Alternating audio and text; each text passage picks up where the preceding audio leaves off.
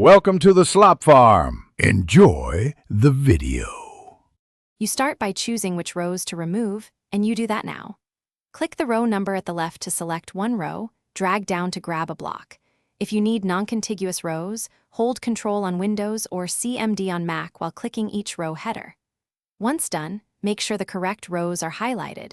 This avoids accidental deletion.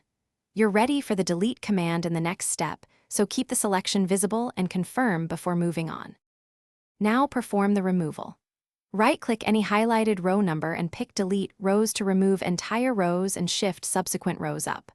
Alternatively, use the keyboard shortcut Control and minus, CMD and minus on Mac, or the Edit menu for the same result.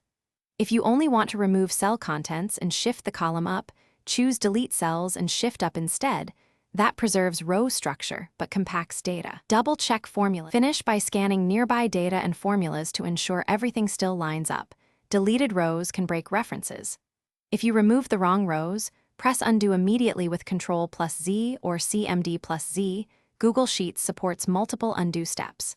If you can't delete, check for protected ranges or view-only access and request edit rights or remove protection first.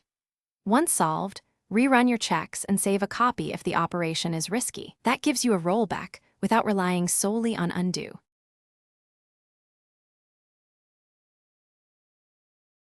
Thanks for watching.